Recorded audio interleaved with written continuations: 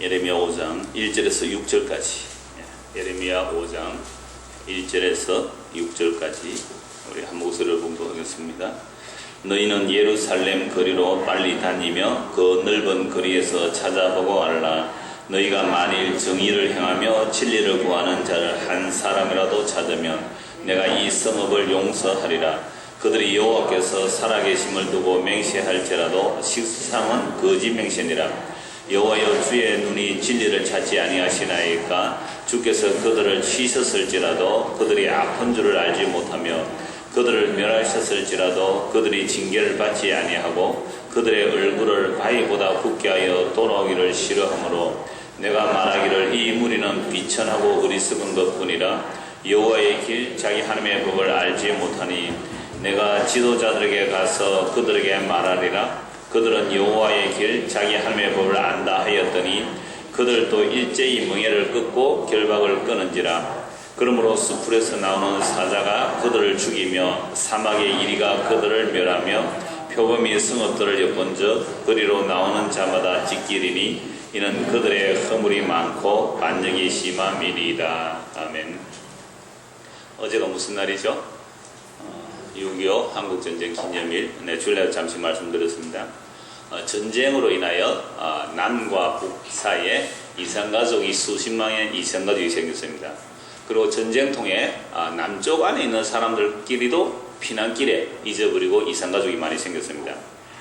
이런 이산가족의 만남을 위해서 1983년 6월 30일 KBS에서 2시간짜리 이산가족을 찾습니다 라는 방송을 준비했습니다. 근데 2시간 계획하고 방송을 준비했는데 너무 폭발적인 반응이 일어나가지고 24시간 연속으로 방송을 했습니다. 2시간짜리가 24시간 연속으로. 그러면 방송국으로 사람들이 막 몰려온 거죠. 우리 가족도 찾아주세요. 우리 가족도 찾아주세요. 이게 제 23살 때 본 이야기인데 아마 다 기억이 생생하실 거예요. 그래 어른들은 그거 보고 울고 쫙 방송에서 극적인 장면을 그렇게 연출하기 위해서 빨리 만나게 해주면 될 텐데 만나가 몇 시간 동안 못 만나게 다 이렇게 가로놓고 이렇게 딱 그 시간 맞춰가 딱 만나게 해주고 이러는 게 좀 이렇게 눈이 거슬렸습니다만 어쨌거나 간에 그때에 138일간 계속 방송했습니다. 138일. 이거 단일 방송으로 제일 긴, 세계적으로 아주 오래된 방송, 신기록 세웠을 게 138일에 걸쳐서 453시간 동안 453시간 45분 동안 방송을 했는데요. 이때 방송 출연한 이산가족이 53,536명이었고 그때 상봉이 이루어진 수가 11,189건이었습니다. 그럼에도 불구하고 아직도 4만여 명이 이산가족 못 만났죠. 남한 안에서만 해도.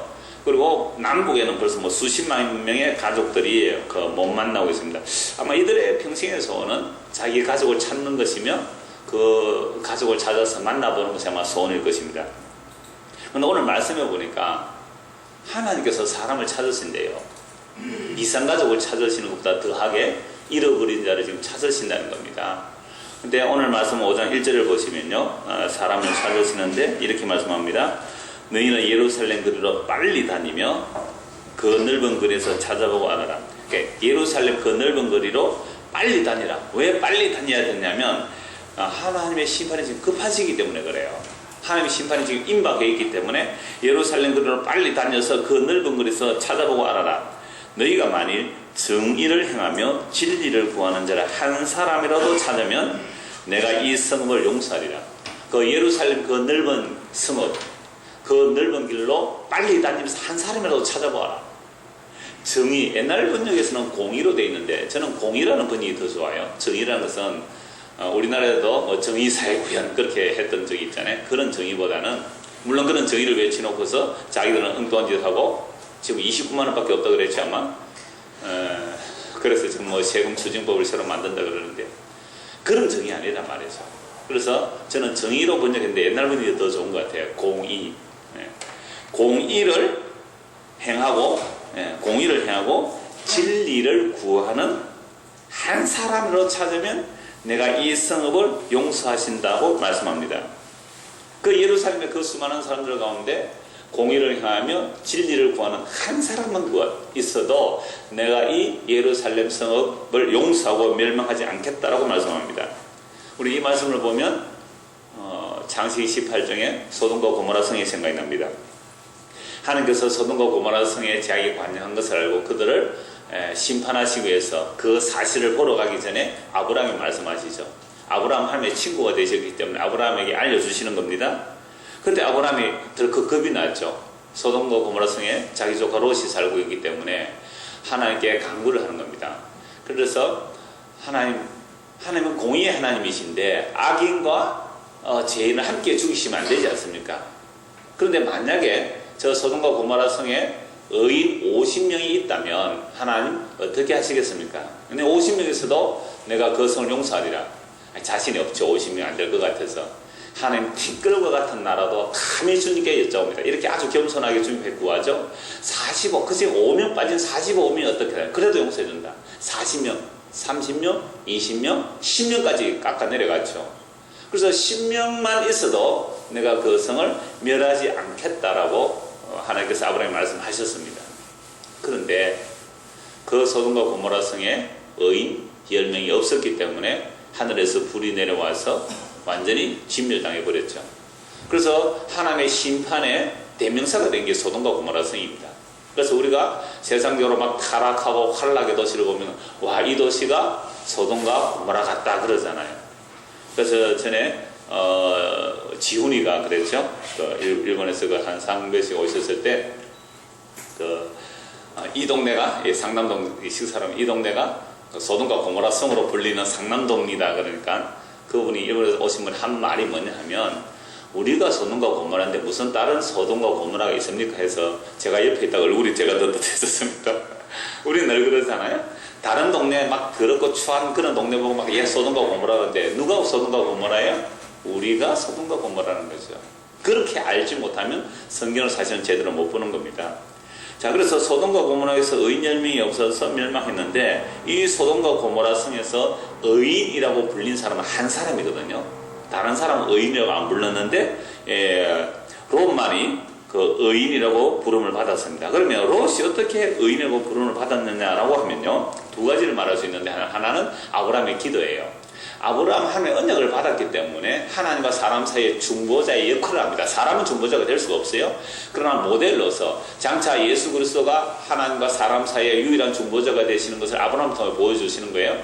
그래서 아브라함 언약을 받은 자이기 때문에 그 소돔 고모라 성에 또 조카 롯을 위해서 기도할 때 이 예루살렘 소돔 고모라 성이 무너질 때 멸망받을 때 하나님께서 천사를 보내서 그 롯을 구하여내서 이렇게 말합니다. 아브라함을 생각하심으로 아브라함을 생각하심으로써 롯을 구해내신다라고 말씀하거든요. 또 하나가 있습니다. 이게 바로 은혜를 입은 거거든요. 마치 노아 홍수 때 노아가 은혜를 입었던 것처럼 노아도 죄인이고요. 사실은 롯도 죄인이에요. 그런데 왜 의인이라고 부르는 겁니까? 노아가 의인이라고 부르는 것은 창세기 6장에 보면 노아는 은혜를 입었더라. 은혜를 입었기 때문에 의인이 되는 거죠. 그러니까 아브라함의 믿음으로 의롭다를 받는 것과 같은 방식입니다. 은혜를 입어서 노아가 의롭다를 받는 거죠. 그럼 은혜를 입어서 의롭다를 받은 그 사람도 물론 죄인이에요. 뭐 술 먹고 나중에 벌벌고 누구 자고 그러지 않아요? 그러니까 이 노아가 은혜를 입어서 의인이 됐는데 그 의인된 삶이 뭐냐라고 하니까 하나님의 심판을 생각하면서 방주를 준비하고 사는 것. 이게 은혜를 입었고 의인의 삶이란 말이죠. 그럼 오늘 우리가 하나님의 은혜를 입었고 의인의 삶이라면 무엇을 준비하면서 살아야 될까요? 예수 그리스도의 재림을 준비하면서 종말론적으로 사는 것, 이게 의인의 삶이라 이 말이죠. 그러니까 하나님께서 의인을 할 때 하나님 입장에서 절대적인 그런 의인은 아니에요. 그러나 적어도 주님의 심판을 기억하면서 하나님의 그 의를 구하면서 살아가는 사람, 이게 이제 롯이나 노아에게 붙일 수 있는 호칭이 되는 겁니다. 그래서 하나님의 은혜를 입었고 이 롯이 그 소돔과 고모라 성에서 어떻게 살았느냐를 한번 보기를 원합니다. 베드로후서 2장을 한번 찾아보시죠. 베드로후서 2장입니다.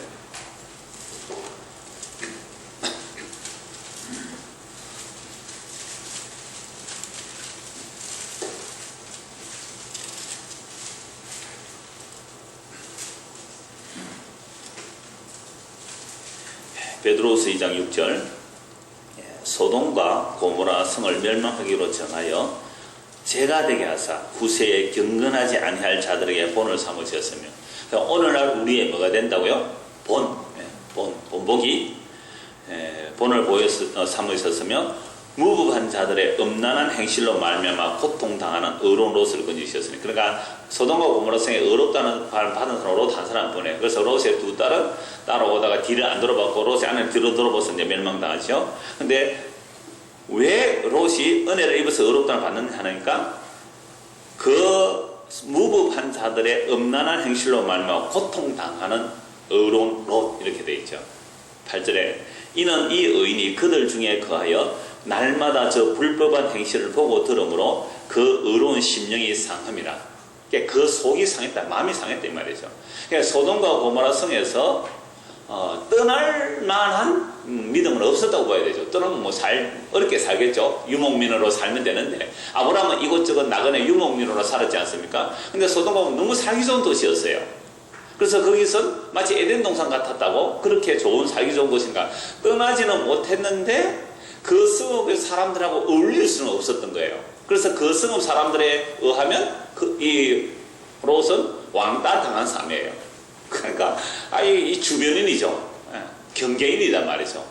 이곳에서 속하지 못하고 저곳에서 속하지 못하고 그러함에도 불구하고 의인이라고 한 이유는 그 소돔과 고모라 성에 일어나는 그 불법하고 무법한 온갖 더럽고 추악한 그것을 보고 마음이 상했단 말이죠. 이걸 의롭다라고 하는 거예요. 그래서 구원해 주시는데요. 그렇다면 오늘 우리가 이 세상을 바라보면서 우리가 흔히 세상은 소돔과 고모라라 그러잖아요. 자, 이런 세상을 보면서 우리의 마음이 과연 상하냐 이 말이죠. 이 세상을 보고 이런 마음이 상합니까? 안 상합니까? 많이 상할 거예요. 어떤 면으로 많이 상하죠? 다른 사람은 좋은 집 사고 좋은 차 벌써 눈치채고 웃는 사람도 있는데 다른 사람들은 이렇게 저렇게 좋은 아주 세상에서 보암직하고 먹음직하고 세상이 사랑이 될 만한 것들을 막 누리며 사는데 나는 왜 저런 걸 누리지 못하나 하는 마음 상함 있지요? 넘어가면 안 됩니다. 이런 상함은 심판받는 상함이에요. 그래서 시편 73편에 보면 악인의 형통을 인하여 부러워하지 말고 악인의 형통을 인하여 투기하지 말라 그랬거든요. 그들의 멸망은 뻔하게 정해져 있는 것이기 때문에.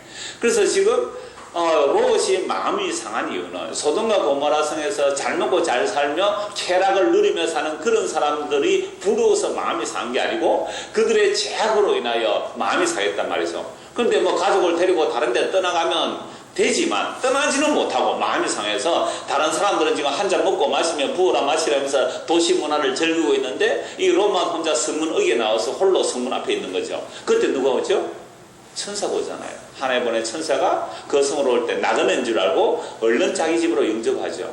근데 그 천사가 하나님 보내서 나그네가 아니라 하나님의 천사였지 않습니까? 그 똑같은 우리 사사기 주일 오후에 보는 사사기의 그 기브아의 성 사람들처럼 그 사람을 내놓을 우리가 상관하겠다고 우리가 동성연하겠다고 그래서 롯이 이 사람을 건드리지 말고 우리 두 딸을 주겠다. 나그네 대접이거든요. 그러니까 천사가 롯을 끌어들이고 그 사람들 눈을 멀게 해서 그 밤에 끄집어내시잖아요.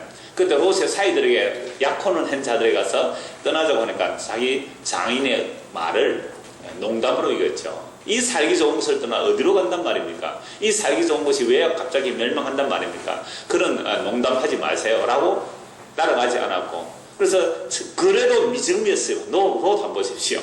그런 이야기를 들었다면 불이 나게 주랭랑 치면서 도망가야 되는데 미적미적했다니까요. 누구 때문에 더 미적거렸을까요?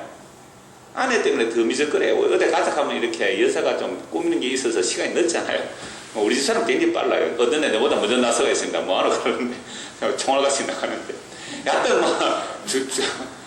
떠날 준비는 자료가 있습니다. 그래서 미적미적대고 있는 거죠. 그러니까 천사가 롯의 아내 두 딸의 손을 잡고 끄집어내는 겁니다. 끄집어내요. 그런데도 뭐라고 한다고요? 의로운 롯이라 그래요. 뭘 했기 때문에 한 게 없어요. 그냥 거기서 살면서 그들과 어울릴 수가 없어서 하나님의 은혜를 입었기 때문에 그 아브라함이 기도했기 때문에 그들과 어울릴 수 없어서 마음이 상해서 왕따 당한 정도예요. 왕따 당한 거. 그런데 우리는 오늘 이 땅을 살아가면서 어떤 마음이 들어요? 왕따 당하기 싫어서 그들하고 분위기 맞춰주잖아요. 그들하고 분위기 맞춰주잖아요. 가서 세상 사람 얘기하면 세상 사람 얘기 같이 하고 다른 얘기면 어색하고 서먹하고 할까 싶어서 그냥 같이 올려주지요. 교회 와서도 어떤 사람이 복음 얘기해야 하는데 다른 사람 세상 얘기하는데 복음 얘기하면 그 사람 설렁해져서 그냥 막 세상 얘기 이렇게 하잖아요. 그렇게 참아 못하고 마음이 상했었던 그 롯을 뭐라고요? 의로운 롯이라 그래요. 그럼 증거이 되시죠? 여러분들은 이 세상과 우리 자신을 보면서 속이 상합니까? 안 상합니까? 또 속이 상해도 이상한 방법으로 상하지 마시고 부러워서 속 상하지 말고 그들의 범죄하는 걸 인하여 오늘도 이 세상에 일어나는 일들로 인하여 오늘도 하루를 돌아보면서 내 안에 일어났던 그 어떤 욕망들로 인하여 속이 상해야죠. 속이. 주여 내 꼴이 왜 일어나니까? 왜 일어나니까? 그렇게 속이 상해야 떠날 마음이라도 있을 거 아닙니까? 떠날 마음이라도. 비록 떠나지 못하고 이 땅에 발디고 산다 할지라도.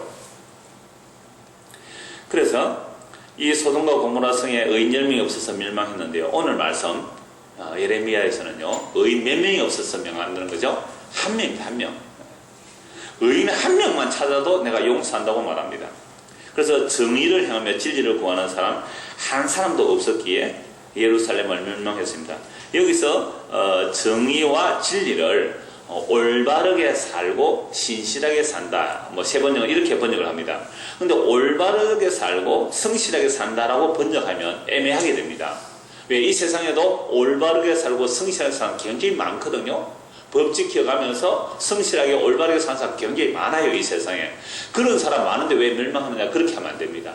여기서 정의와 진실이라는 것은 이스라엘 백성들이 하나님의 언약 백성이기 때문에 하나님의 언약에 의롭고 신실해야 돼요. 하나님의 언약을 배반하지 않아야 되는 겁니다. 하나님의 언약은 하나님 사랑, 이웃 사랑이에요. 그 하나님의 언약에 신실하게 반응하고 그 언약을 배신하지 않는 한 사람이 있다면 이 예루살렘 성읍을 구해주겠다라고 말씀하셨습니다. 그런데 우리가 이미 알다시피 예루살렘 멸망합니다. 바빌론에서 멸망하고 예수님 당시에 완전히 멸망하죠. 그러면 이러한 예루살렘의 멸망은 과연 그 예루살렘 성읍에 무엇이 없었다는 거죠? 의인 한 명이 없었다는 겁니다. 그럼 우리는 의문이 들죠. 아니 예레미야 있었잖아요. 예레미야 울었습니다. 예루살렘 성읍을 향하여. 그리고 예레미야를 도왔던 조수 바룩이 있었습니다. 바룩. 그 다음에 구스 사람인데요. 유대인은 아니지만 이방인 구스인인데 유대인으로 기여한 사람 에벤멜렉 같은 사람은 왕에게 말해가지고 예레미야가 구덩이에 빠졌을 때 그를 끄집어내고 살려준 사람도 있단 말이죠. 이런 몇몇 사람들이 있습니다. 그런데 왜 오늘 예레미야 5장 1절을 보면 이 예루살렘 성읍에서 한 명만 있어도 내가 이 예루살렘을 용서하겠다라고 말씀하셨을까요? 그 이유는 상대적인 개념으로서는 이런 몇 사람 남은 자도 있어요. 그러나 절대적인 개념에서는 의인이 없다고 말할 수 있지만 이 예레미야 선지를 통해 하시는 말씀은 이스라엘이 총체적으로 전체적으로 부패했다는 것을 보여주기 위해서 이 말씀 하시는 거예요. 그러니까 여러분들 어디에 여러분들 여전도에 모인다고 모였는데 그 여전도 회원님 한 20명 되면 한 두세 사람 와가 있으면 뭐라고 합니까? 또 와서 보고 아무도 안 왔네 이래요. 두세 사람 뭡니까 그러면? 아무도 안 해. 그러니까 전체에 비하여 두세 사람 뭐예요? 아무도 아닌 것으로. 와 있는 사람 기분 나쁩니다. 근데 기분 나쁜 사람은 자기 아직도 티끌이 아닌 줄 아는 사람이에요. 회개해야 되고 기분 나쁘면 또 회개해야 되고. 자, 그래서 우리가 그렇게 말을 표현을 할 수 있죠. 그러니까 아무도 없네 할 수 있잖아요. 여러분 교회 또 왔는데 수요일 왔는데 한 두세 사람 앉아있으면 아무도 없네 이렇게 할 수 있다는 거죠. 그런 식의 표현을 보면 됩니다. 얼마나 타락했으면 얼마나 하나님 앞에 그 언약대로 사는 사람이 없었다면 한 명만 제대로 찾아도 내가 용서해 주겠다고 그렇게 말씀하셨을까 이 말이죠. 그래서 에스겔서 우리가 전에 찾아봤는데 제가 읽어드리겠습니다. 에스겔서 22장 30절 31절 말씀입니다. 이 땅을 위하여 성을 쌓으며 성 무너진 데를 막아서서 나로 하여금 멸하지 못하게 할 사람을 내가 그 가운데서 찾다가 찾지 못하였으므로 내가 내 분노를 그들 위에 쏟으며 내 진노의 불로 멸하여 그들 행위대로 그들 머리에 보응하였느니라. 주 여호와의 말씀이니라. 제사장과 선지자와 백성의 지도자라는 자들이 총체적으로 타락했습니다. 그래서 온갖 뇌물을 받고 온갖 우상숭배를 하는 그 이스라엘 백성들의 모습을 지금 책망하는데요. 그래서 지금 하나님께서 예루살렘 성을 성큼성큼 심판하러 걸어오시는 거예요. 하나님이 적이 된 겁니다. 그러면 하나님은요, 하나님 편이기 때문에 이스라엘도 하나님을 배반하면 이스라엘 하나님이 적이 되거든요. 하나님이 지금 이스라엘을 공격으로 성큼성큼 오신단 말이에요. 그러면 성을 빨리 무너진 성을 수축하면서 그 멸하러 오는 그분에게 가로막아서서 잘못했습니다. 우리를 용서해 주십시오. 라고 가로막았을 한 사람을 하나님께서 공격하러 오시면서 찾으시는 거예요. 매를 들고 오시면서 심판으로 오시면서 찾아보시는 거예요. 하나님께서는 세상을 두루 살피시면서 전심으로 주를 향하는 자를 찾으시나니 그에게 능력을 베풀시기 위해서 찾으신다는 거예요. 그래서 몽둥이를 들고 이렇게 오시는데 아무도 하나님 앞에 가로막아서서 하나님 잘못했습니다. 우리가 잘못했습니다. 라고 하나님 앞에 용서를 구하는 자가 한 명도 없더라 이 말이죠. 그래서 내가 그들을 찾다가 나를 막아서서 멸하지 못하게 할 사람을 내가 그 가운데서 찾다가 찾지 못하였으므로 내가 분노로 그들을 멸하였다. 그게 바벨론의 포로 잡혀갔잖아. 그래서 에스겔서는 이미 바벨론 포로 잡혀간 상황이고요. 예레미야는 바벨론 포로 잡혀가기 직전의 이야기거든요. 그래서 예레미야를 통해 하나님께서 말씀하시기를 예루살렘 성 가운데 한 명이라도 있으면 내가 용서하겠다고. 에스겔 9장에서도 우리 이미 봤습니다만은 이 예루살렘 성 가운데 예루살렘 성에 일어나는 가정한 일로 인하여 우는 자들의 이마에 표하라. 이거는 한 명만 구하면 성을 구한다는 말이라. 그 한 명이라도 우는 자 있으면 이마에 표하고 이제 예루살렘 성소에서부터 장로로부터 심판을 집행해 나가는데 그래서 아무도 이마에 표받은 자가 없어요. 다 심판당하는 겁니다. 그 말씀 에스겔 9장에 또 말씀이 나오거든요. 그래서 이러한 말씀들을 보면요, 하나님께서 심판하실 때에 단 한 명이라도 하나님의 은혜를 알고 하나님의 앞에 나가 용서를 구하는 자가 없었다 이 말이죠. 그래서 그러한 죄의 실상, 이 2절 이야기 보면 쭉 나오는데요. 2절만 오늘 중심으로 보도록 하겠습니다. 2절. 나머지들은요, 2절 하고 나서 보면요, 이래서 심판받구나, 이래서 심판받구나, 이렇게 좀 수월하게 보여줄 거예요. 자, 다시 5장 1절 보시죠. 너희는 예루살렘 거리로 빨리 다니며 그 넓은 거리에서 찾아보고 알라. 너희가 만일 정의를 향하며 진리를 구하는 자라 한 사람으로 찾으면 내가 이 성을 용서하리라. 근데 한 사람이 없었기 때문에 예루살렘은 바벨론에서 완전히 멸망하거든요. 그러면 한 사람도 없었다면 도대체 이스라엘 백성들 어떻게 살았을까? 2절을 보십시오.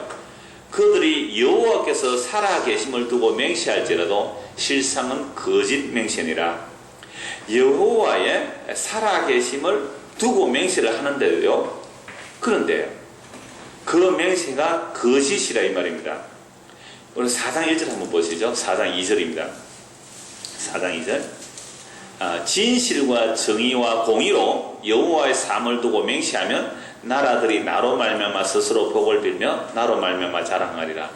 이게 이스라엘 백성들이 진실하고 정의와 공의로 여호와의 삶을 두고 맹세하면, 즉 하나님 앞에서 맹세하고 그 언약대로 살겠다고 진실과 정의와 공의로 맹세하면 다른 나라 사람들이 여호와를 찬송하게 될 것이고 다른 사람들이 복을 빌어줄 것이라고 말씀하는 겁니다. 이게 이스라엘 제사장 나라의 역할이거든요. 자, 그런데 그렇게 맹세를 안 한다 이 말이죠. 다시 5장 2절입니다. 여호와께서 살아계심을 두고 맹세할지라도 실상은 거짓 맹세를 하는 겁니다. 여러분, 여호와의 살아계심을 두고 내가 맹세한다고 뭐 약속을 한다고 합시다. 근데 그게 거짓이라면, 그게 거짓말로 맹세했다면 이 사람에게 하나님은 죽은 하나님이죠. 살아계신 하나님의 이름으로 맹세했다 할지라도 실상은 그 사람에게 죽은 하나님이다 이 말이죠. 제가 옛날에 청년 때에 어떤 꼬마애 하나를 봤는데 이 애가 뭐 부모님 다 뭐 장로님 권사님이고 이 애가 초등학생인데요. 자기가 조금만 분리하면요 하나님으로 맹세한대요. 제가 거짓말 좀 뻔히 아는데도 뻔뻔하게 하나님으로 맹세한대요. 초등학생이 그러더라고요. 그 아이는 뭐가 없는 거죠? 하나님 때문에 믿음이 없는 거 없으니까 그런 말 하겠죠. 신앙이 없는 겁니다. 그런데 실제로 이런 일들이요 얼마든지 우리 가운데 일어납니다. 제가 몇 달 전에 그 총회에 단 어느 목사 얘기를 들었습니다. 그 어떤 아주 뭐 총회에 그 지도자가 되는 사람인데 그 잘못을 지적하는 사람들 앞에 가서 자신이 잘못했다고 하나님의 이름으로 내가 이렇게 실천하겠다고 약속을 했대요. 하나님의 이름으로 맹세하면서. 근데 그 방에서 딱 나오자마자 나 그렇게 안 했다고 그러더래요. 변개시켜버린 거죠, 약속을. 자, 이 말을 듣고 나라면 과연 어떻게 했을까 생각해 봤습니다. 내가 만약에 한번 그 거짓말로 하나님의 이름으로 맹세함으로 내가 살아남고 죽어야 될 자리에 살아남고, 이 뭐 죽는다는 개념은 명예의 이야기 걸릴 수 있잖아요. 내가 한번 하나님의 이름으로 나 그런 짓 안 했습니다라고 거짓 맹세를 한번 하면 내 명예가 살고 내 삶이 보장되고 내 자존심 상하지 않는 일이라면 어떻게 할까? 여러분 어떨까요? 여러분 사업하는 사람이 어떻게 뭐 하나님의 이름으로 맹세하면 내가 봐줄게. 그러면 한 번 하나님의 이름으로 거짓 맹세하면 만약에 사업이 망하지 않고 살게 된다면 여러분 하나님의 이름으로 거짓 맹세 하겠습니까? 안 하겠습니까? 여러분 이렇게 물으니까 좀 곤란하실지 모르지만 여러분 아주 사소하고 작은 일에도요 우리는 얼마나 하나님의 이름으로 맹세하는지 몰라요. 꼭 하나님의 이름으로 살아계신 하나님의 이름으로 맹세하는데 라고까지는 말하지 않을지라도 얼마든지 우리는 거짓 맹세하더란 말이죠. 그래서 저는 그분의 이야기를 듣고서 아하, 사람은 그럴 수도 있구나. 나도 그 자리에 섰다면 얼마든지 그렇게 될 수 있겠구나. 나는 그 사람을 정죄하지 못하겠더라고요. 왜요? 여호와의 살아계심을 두고 맹세하는데 그게 거짓 맹세라는 것은 그 안에 자기 이익이 있고 자기 명예가 달리고 자존심이 달렸으면 우리는 얼마든지 그렇게 할 수 있는 사람이라는 것을 인정해야 되는 거죠. 그래서 저는 그 이야기를 들었을 때 나도 그 자리에 있었다면 나도 아마 그랬을 거야. 그럼 하나님께서 또 은혜를 베풀어 주셔서 거짓 맹세 못하고 솔직히 시인하고 뭐 그냥 사퇴를 한다든지 내가 그만둔다든지 하게 되는 것은 그게 은혜로 되면 이런 자세로 나옵니다. 변명 핑계 전혀 하지 않고 제가 잘못했습니다 하고 조용히 물러갈 거예요. 근데 만약에 이것이 자기 의로 했다면 그가 자랑할 거예요. 내가 얼마나 자기를 부인하고 내가 얼마나 스스로 그 자리를 내려왔는지 이거 자랑하게 될 거예요. 그래서 우리 인간의 악의 깊이가 얼마나 엄청난지 살아계신 여호와 이름으로 맹세하면서도 그 맹세를 뭐로 한다고요? 거짓말로 맹세해요. 이거 우리에게 다반사로 일어나는 일입니다. 그래서 예수님은요 우리 보고 아예 그런 헛된 맹세 뿐만 아니라 맹세조차 하지 말라고 그래요. 예수님께서 우리에게. 왜요? 너는 맹세할 수준도 안 되는 인간이라는 거예요. 너는 맹세할 수준이 안 되는 인간이야. 어떻게 네가 감히 맹세하느냐. 마태복음 5장 보십시오. 신약 성경 마태복음 5장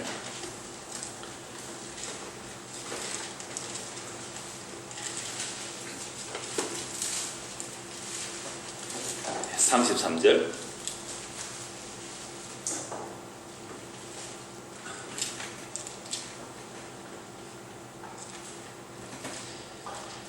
제가 읽어드리겠습니다. 또 옛 사람에게 말한 바 헛맹세를 하지 말고 내 맹세를 주께 지키라 하였다는 것을 내가 들었으나 나는 너희에게 이르노니 도무지 맹세하지 말지니 하늘로도 하지 말라 이는 하나님의 보좌이며 땅으로도 하지 말라 이는 하나님의 발등상이며 예루살렘으로 하지 말라 이는 큰 임금의 성이며 내 머리로도 하지 말라 이는 내가 한 트럭도 희고 끊게 할 수 없습니다. 오직 너희 말은 옳다 아니라 하다. 이에서 지난 것은 악으로부터 나느니라. 그러니까 이 유대인들은 옛 사람에게 말한 바 율법을 자기 나름대로 또 해석을 합니다. 유대인들의 전통에 의하여 장로들의 유전에 따라 율법 그대로 해석하는 게 아니고 율법을 또 장로들의 유전으로 또 다르게 해석하는 거죠. 그래서 옛 사람이 말한 바 헛맹세를 하지 말고 만약에 맹세했다면 주께 지키라 하는 것을 내가 들었으나 헛된 맹세하지 말고 맹세했다면 주께 지키라 들었으나 나는 너희에게 이르노니. 그러니까 예수님은 누구보다 더 높으세요? 모세보다 높으신 분이란 말이에요. 나는 너에게 말하노니 도무지 맹세하지 말라. 하늘로도 말고 땅로도 말고 예루살렘 하지 말라. 하늘은 하나님의 보좌요 땅은 하나님의 발등상이고 예루살렘은 큰 임금의 성인데 그러니까 네가 무슨 제조로 네가 감히 하나님의 이름으로 맹세할 수 있느냐 이 말이죠. 안 된다. 예루살렘으로 맹세하지 말라 이 말이죠. 그럼 우리가 항상 맹세할 때는 누구 이름으로 맹세하고 무엇을 걸고 맹세를 하죠? 나보다 높고 변하지 않는 것을 맹세하잖아요. 그래서 나보다 높고 변하지 않는 것. 그래서 하늘에 두고 맹세하고 땅에 두고 맹세하잖아요. 그 다음에 우리 아버지 이름으로도 맹세하고 때로는 우리 자식 이름으로도 맹세하고 그렇게 맹세를 하잖아요. 근데 그런 맹세하지 말래요. 그러면서 네 머리로도 하지 말라. 이는 네가 한 트럭도 희고 끈기할 수 없다. 네 머리라는 것은 자기 이름으로 맹세하는 거죠. 자기 목숨으로 맹세할 수 있잖아요. 그것도 하지 말래요. 네가 맹세한다 할지라도 네 머리카락 하나 희고 끈기도 하지 못하는데 네가 무슨 맹세를 하냐 라는 말씀이죠. 그러니까 우리가 언제 맹세를 합니까? 언제 맹세를? 위기에 처했을 때. 이번만 넘겨주신다면 내가 무엇이라도 하겠습니다. 그게 서운이잖아요. 서운도 하지 마시란 말이에요. 맹세하지 말란 말이에요. 요것만 해결되면 내가 무엇이라도 하겠습니다. 해결되면 그거 지켜요, 안 지켜요? 화장실 내가 갈 때마다 올 때마다 다르잖아요. 그럼 우리는 맹세해도 지킬 능력조차도 없는 거예요. 그러니까 맹세 그 자체가 악이다 이 말입니다. 위기를 모면하기 위한, 내가 원하는 것을 받기 위한. 그래서 너는 아예 맹세도 하지 말라. 그래서 예할 것은 예, 아니라 할 것은 아니라. 근데 우리는 예와 아니라 제대로 합니까 안 합니까? 못해요. 모든 사람이 이해하는데 그게 틀리다고 아니요 할 실력이 없더란 말이에요. 모든 사람이 이해하는데 이건 틀리다고 아니요 그렇게 잘 못해요. 그래서 애매모호하게 해석 문제로 남는 경우 얼마나 많습니까? 예 아니요 대답하는 게 그럴지 모를지도 모릅니다 이렇게. 그러니까 하지 아니랄까 아니합니다 뭐 이런 식으로. 그러니까 설교를 해도 저는 그렇게 생각할까 합니다 뭐 그렇게 본다고 설교를 이러면 안 돼요. 틀린다 할지라도 선포해야 하거든요. 그런데 애매모호하게 빠져나가는, 그러니까 모든 논문들 보면 그렇게 생각합니다라고 결정을 낸다고요. 합니다. 그럼 뭐예요? 다른 이론이 나오면 빠져나가겠다는 거잖아요. 그러니까 예할 것은 예, 아니요 할 것은 아니요. 이것도 우리는 못해요. 이것도. 그곳에서 지나치면 악이라 그랬잖아요. 그러니까 자기 살 길 찾는다고. 맹세도 자기 살 길 위해서 맹세할 뿐만 아니라 예, 아니요도 잘 못하는 것이 자기 살 길 찾아 나가기 위해서 그렇게 합니다. 그래서 우리가 그 쉬운 예로 부부싸움 해도요, 말꼬리 잡을 때 어떻게 말꼬리 잡으면 내가 그럴 것 같다 그랬지, 그렇다 했나 이렇게 나오잖아요. 무슨 말인지 또 웃으신 분 다 경험 있으신 분들이에요. 내가 그럴 거다 했지, 내가 그렇다 했느냐, 이거가 싸웁니까 안 싸웁니까? 안 싸운 척하고 있는데 또 지금 그렇잖아요. 말꼬리 그렇게 물잖아요. 내가 그럴 것이라고 했지, 내가 그렇다고 했느냐? 자기 빠져나. 그런데 분명히 그렇다 해놓고도 그럴 것이라는 말도 또 빠져나가요. 인간의 죄라는 것은요. 지금 예레미야서의 이 말씀은 옛날 사람들 이야기가 오늘 우리가 하시는 말씀이에요. 그래서 살아계신 여호와의 이름으로 맹세해도 얼마든지 거짓말로 맹세할 수 있는 것이 저와 여러분의 실상이다 이 말이죠. 그래서 예수님께서는 아예 맹세하지 말라라고 말씀하십니다. 그러면 하나님의 언약, 하나님의 신실한 그 맹세는 누가 언약하시고 누가 이루시는가? 히브리서 6장을 찾아보겠습니다. 신약성 히브리서 6장입니다.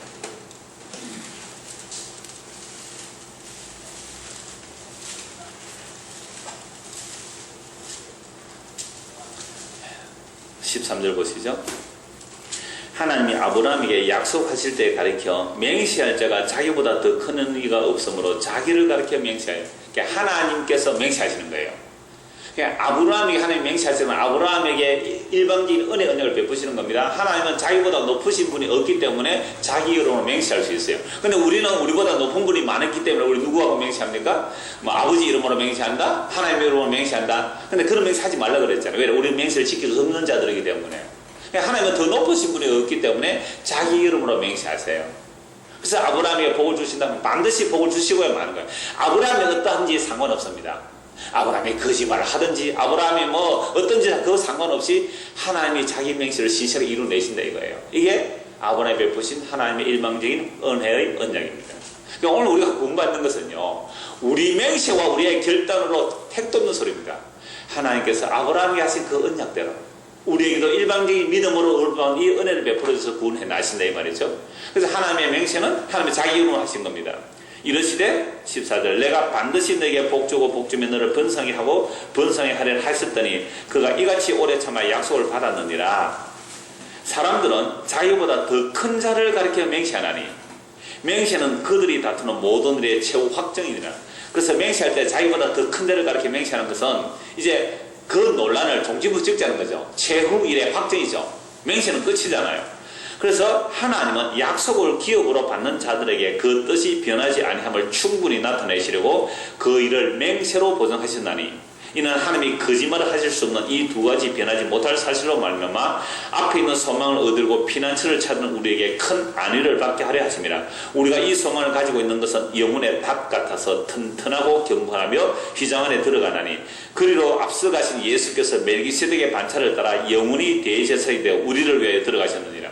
그러니까 하나님의 맹세는 누가 이루시죠? 하나님이 이루내시잖아요. 그래서 하나님의 자기 맹세를 이루기 위해서 하나님이 이 땅에 오신 분이 예수님 아닙니까? 그래서 이 세상에서 하나님의 언약을 제대로 지킬 자가 있는가 아무리 찾아봐도 아무도 없었습니다. 아무도. 그래서 예수님께서 주여 내가 여기 있나이다. 두루마리 책에 가리켜 기록된 그 뜻을 이루기 위해서 내가 왔나이다 하시고 하신 분이 예수님이잖아요. 그래서 예수님께서 하나님의 그 맹세를 다 이루어내시는 거예요. 그래서 하나님께서 세상에 사람을 찾는데 아무도 없었는데 하나님이 사람이 되신 예수님이 하나님의 모든 언약을 100% 완성하시죠. 그래서 10대에서 다 이뤘다 하시고 하나님의 그 맹세를 다 이루어내신 거예요. 대신 저주를 받으시고 이제 부활하셔서 영원한 멜기세덱의 반차를 따라 영원한 대제사장으로 사람의 손으로 지은 하늘의 성소로 들어가셨단 말이죠. 그러므로 오늘 우리가 믿음이라는 것은 하나님이 이 맹세를 이루신 그 신실하신 하나님, 그래서 하나님은 거짓말을 할 수 없잖아요. 자기 언약을 지키시고 거짓말을 할 수 없는 그 하나님께서 자기 맹세를 예수 그리스도를 통해 완전히 이루셨기 때문에 오늘 우리가 이 소망을 가지고 있단 말이죠. 그래서 이 소망을 가지고 있는 우리는 영혼의 닭과 같아서 튼튼하게 흔들리지 않습니다. 내 맹세와 내 결단과 내 결심으로 주님의 나라에 들어간다면 우리는 날마다 흔들릴 거예요. 날마다 요동칠 거란 말이죠. 그러면 아무리 큰 배도요, 아무리 큰 배도 닷만 내려놓으면요, 그게 수십만 톤 배도요, 물론 수십만 톤 배가 되면 닷도 약간 뭐 어마어마한 수백 킬로짜리 닷을 내립니다. 그렇게 닷을 툭 바다에 꽂아 놓으면요, 그 배가 요동치 않잖아요. 우리의 영혼의 닷은 하나님이 자기 맹세를 하나님께서 이루어내셨는데 그게 예수 그리스도께서 십자에서 다 이루었다는 것이 하나님의 맹세이구나 라는 이 약속의 말씀을 믿는 자들은 튼튼하고 흔들리지 않고 요동치 않는 것이죠. 왜? 야, 내가 어떠함에도 불구하고 이거 자기 마음대로 살아라고 이용해 먹으라는 이야기 아닙니다. 우리의 약함과 악함을 보란 말이에요. 내가 어떠함에도 우리는 때로 하나님의 살아계심을 두고 거짓맹세도 하는 자들이다 이 말입니다. 그 인정을 하자는 거예요. 얼마나 많이 우리는 하나님 앞에 맹세해놓고 주여 내가 이렇게 하겠습니다 저렇게 하겠습니다 서약도 얼마나 많이 했겠습니까? 그러나 그 제대로 한 게 뭐 있나요? 우리의 이러함이 어떠할지라도 하나님의 자기 맹세의 신실하심 때문에 그 약속을 우리에게 이루어 주신다면 이게 우리의 영혼의 튼튼한 닷이란 말이죠. 다른 거 믿지 말라 이 말입니다. 예수 그리스도께서 자기 약속을 얼마나 신실히 이루어놨냐. 그래서 앞서가신 예수께서 멜기세덱의 반차를 따라 영원한 대제사장이 되어 우리를 위해 들어가셨다라고 말씀합니다. 자, 그러므로 다시 5장 2절 보십시오. 5장 2절. 그들이 여호와께 살아계심을 두고 맹세할 때 무슨 맹세요? 실상은 거짓 맹세입니다. 그래서 로마서 3장 9절 18절 제가 읽어드리겠습니다. 그러면 어떠하냐? 우리는 나왔냐? 결코 아니라 유대인이나 헬라이나 다 제 아래에 있다고 우리가 이미 선언하였느니라. 기록된 바 의인은 없나니 하나도 없으며 유대인이나 헬라인 아무도 의인 없다. 그러니까 하나님께서 정말 의인, 하나님의 마음에 흡족한 그 의인은 하나도 없다 이 말입니다. 유대인에게서도 이방인은 하나도 없다. 의인은 없나니 하나도 없으며 깨닫는 자도 없고 하나님을 찾는 자도 없고 다 치우쳐 함께 무익하게 되고 선을 행하는 자는 없나니 하나도 없도다. 그들의 목구멍은 열린 무덤이요 그 혀로는 속임을 일삼으며 그 입술에는 독사의 독이 있고 그 입에는 저주와 악독이 가득하고 그 발은 피 흘린 데 빠른지라. 파멸과 고생이 그 길에 있어 평강이를 알지 못하였고 그들의 눈앞에 하나님을 두려움이 없는 일 함과 같으니라. 이게 인간의 실성이에요. 그러니까 여호와의 살아계심을 로 맹세할지라도 무슨 맹세를 하는 게 우리라고요? 거짓으로 맹세하는 게 우리다 이 말이죠. 그러니까 의인은 하나도 없다. 우리는 죄 짓는 이들에는 지각이 있고 죄 짓는 이들에는 빠르지만 의를 행할 능력이 없는 겁니다. 그래서 하나님께서 한 사람을 찾으시는 그 한 사람이 바로 예수 그리스도. 그래서 로마서 5장에 보면 아담 한 사람으로 말미암아 모든 사람이 정죄에 이른 것 같이 예수 그리스도 한 분으로 인하여 모든 사람이 의에 이른다고. 그러니까 아담에 속한 자는 다 정죄에 이르지만 예수 그리스도에 속한 자면 다 의에 이른다고 말씀합니다. 그래서 아담에게서 모든 사람이 죽은 것 같이 예수 그리스도 안에서 모든 사람이 산다는 말씀을 하시는 것이 로마서 5장 12절에서 21절의 말씀입니다. 그래서 방금 제가 로마서 3장과 로마 5장을 말씀드리는데 하나님께서 찾으시는 한 분은 아주 분명히 드러나죠. 우리는 아담에게 속하여 우리는 다 거짓말하는 자, 거짓말한 자가 우리 아버지였어요. 그러니까 너희 아버지는 마귀라고 예수님 말씀하셨잖아요. 요한복음 8장 44절에 우리 아버지는 아브라함이라 하니까 아니다. 너희가 만약 아브라함이 너희 아버지라면 아브라함은 나를 믿었는데 너희도 아브라함의 자손은 나를 믿었을 거다. 그런데 너희가 나를 믿지 아니하니까 너희 아버지는 아브라함이 아니고 너희 아버지는 마귀라고 해버렸잖아요. 그러니까 오늘 우리가 예수를 믿는다는 것은 아브라함의 복을 받은 거예요. 아브라함의 복이 뭐예요? 하나님의 맹세를 아브라함이 하시고 아브라함이 순종해서 이루어내는 게 아니고 하나님께서 자기 맹세를 아브라함이 이루어내셨다. 그 아브라함이 믿음으로 받은 그 믿음이 우리에게 선물로 주어진다면 이제 예수님으로 인하여 우리가 어떤 복을 받는지를 알게 되는 거죠. 그래서 예루살렘 성 중에 한 사람이라도 언약에 신실한 자가 있으면 그 성을 용서하리라고 하셨습니다. 그러나 단 한 명도 없었기에 예루살렘을 멸망했습니다. 그래서 우리가 로마서 방금 3장과 5장을 제가 읽어드린 이유는 예수 그리스도께서 하나님의 모든 언약을 신실하게 이루어내셨기에 하나님이 찾으신 그 한 사람이 예수 그리스도다 이 말이죠. 그래서 예수 그리스도 안에서는 다시는 정죄함이 없고 예수 그리스도 안에서는 하나님의 자기 백성을 의롭다고 해주시는 겁니다. 자, 이제 예레미야 5장 3절 보십시오. 이제 술술술 이렇게 좀 넘어갈 수 있습니다. 3절 여호와의 주의 눈이 진리를 찾지 아니하시나이까 주께서 그들을 치셨을지라도 그들이 아픈 줄을 알지 못하며 하나님께서 말 안 들으면 매를 드십니다. 그런데 때려도 아픈 줄을 알지 못해요. 하나님에 대해서 감각이 죽어 있는 것을 말합니다.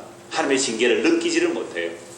오늘 이 시대도 하나님의 징계는 있습니다. 히브리서 말씀에 보면 사랑하는 자의 징계를 베푸시는데 그건 사랑이거든요. 그 징계를 느끼지 못하면 그건 감각이 죽어 있는 겁니다.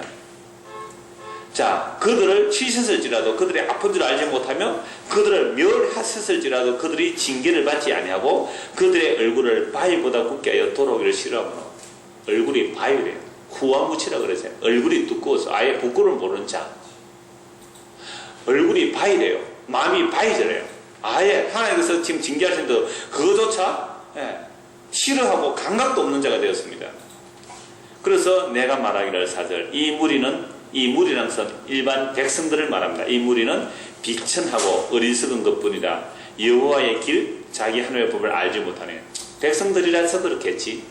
흔히 우리가 하는 말로 무식해서 그렇겠지. 글을 몰라서 그렇겠지. 그렇다면 글을 아는 지도자들은 괜찮을 거야 하고 지도자를 찾아봤습니다. 5절 내가 지도자들에게 가서 그들에게 말하리라. 그들은 여호와의 길 자기 하나님의 법을 안다 하였더니 그들은 법을 가르치는 자들이잖아요. 그들도 일제히 멍에를 꺾고 결박을 끊은지라.